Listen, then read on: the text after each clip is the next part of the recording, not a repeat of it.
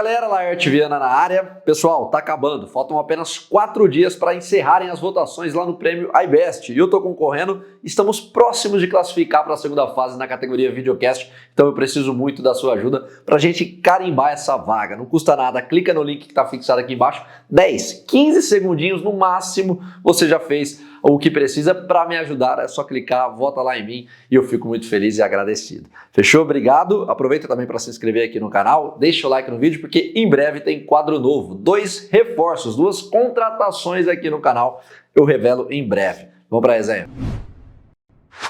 Hoje mais cedo eu fiz um vídeo falando sobre a situação delicada de Francis Ngannou, que está disposto a dar o braço a torcer e voltar ao UFC porque está vendo a sua carreira sendo empacada lá na PFL. Citei que Dana White e os seus sócios possuem um monopólio tão grande ao ponto de não ter qualquer tipo de concorrência e as pessoas confundirem. Muita gente, vocês já devem ter visto, nem sabe que o esporte se chama MMA. Alguns falam, esse aí é lutador de UFC. Isso não é de hoje. O UFC, Dana White, eles sempre foram muito inteligentes e tiveram cartadas arriscadas para manter a soberania da empresa. Nos anos 2000, aproveitaram a crise interna do Pride e contrataram nomes que brilhavam no Japão. Alguns foram campeões do UFC, Rampage Jackson, Maurício Shogun, Rodrigo Minotauro. Já na década passada, fizeram uma fusão com o WEC e pinçaram os principais talentos de lá. José Aldo, Anthony Pérez, Ben Henderson, Donald Cerrone, Uriah Faber, Carlos Condit e outros. Todos foram protagonistas no Ultimate, alguns se tornaram até Hall da Fama. Anos depois o cenário se repetiu, Strikeforce entrou em falência e craques como Luke Rockhold, Daniel Cormier, Ronda Rousey, Fabrício Verdun, Robbie Lawler foram resgatados. Todos esses que eu citei do Strikeforce foram campeões, sem contar Gerard Mousasi, Anthony Smith, Ronaldo Jacaré, que também eram de lá e foram bem relevantes, importantes no UFC em determinada época. Estou fazendo todo esse contexto para servir de argumentação de que o UFC de fato não dá ponto sem nó. Eles possuem uma visão bem diferente da nossa, estão muitos passos à frente. Quando eles enxergam algum tipo de concorrência, vão lá e investem. A questão é que para isso eles precisam enxergar potencial e a famosa concorrência, algo que hoje não acontece, bem diferente de anos atrás. Atualmente o mercado é bem diferente, o Dana White deixa isso bastante claro em todas as entrevistas, quando adota um tom até um pouco agressivo, arrogante, ao tentar rebaixar o Bellator e a PFL. É justamente o fato de nem enxergá-los como ameaças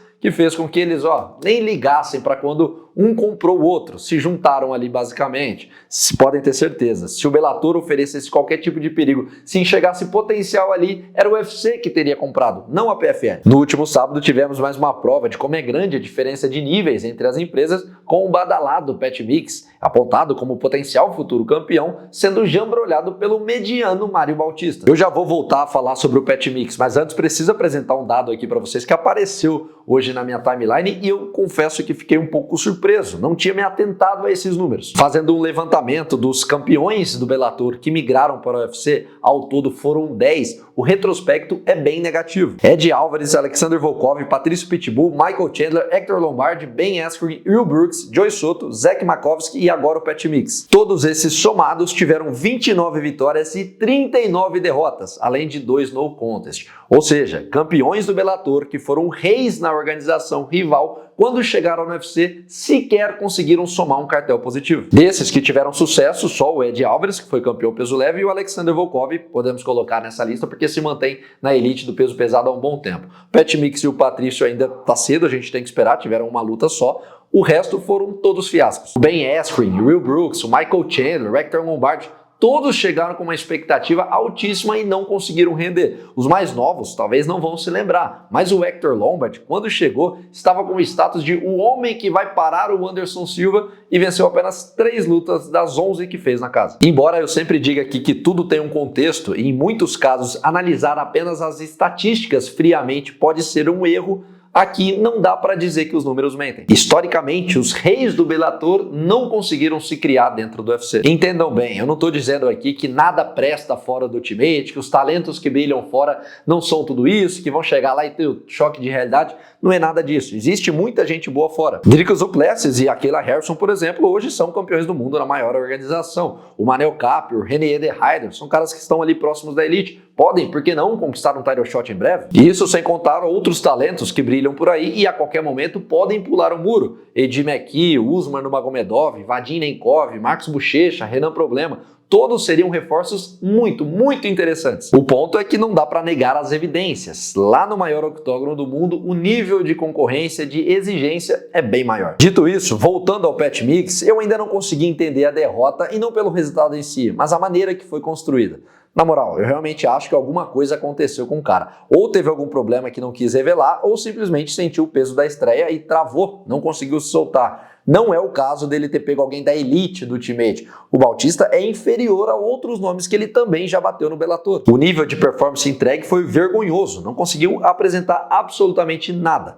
Posso estar sendo cabeça dura, posso quebrar a cara novamente, mas eu ainda acho que o Pat Mix tem condições, assim como o Patrício Pitbull, de render um caldo na parte de cima da tabela. O tempo dirá. De qualquer maneira, por hora, já era, né? Não há qualquer dúvida. Se um cara que era campeão dominante do Bellator chega e é brecado pelo um top 10 do meio da tabela do UFC, não temos mais o que falar, o que contestar. Dana White e o UFC venceram mais uma. Portanto, eu quero saber duas coisas aqui de vocês. Primeiro, acreditam que o Patrício e o Pat Mix, esses dois reforços que chegaram há pouco tempo, ainda conseguem se criar dentro do UFC? E tem algum nome que está fora e vocês acham que poderia render bons frutos? Gostariam de ver na maior organização do mundo? O que vocês acham a respeito dessa soberania do Ultimate? Coloquem tudo aqui embaixo nos comentários. Não esqueçam de deixar o like no vídeo, por favor, que é muito importante. Se inscreva aqui no canal também para a gente continuar crescendo, porque, como eu disse no início, em breve tem novidades e reforços aqui e eu espero que vocês gostem.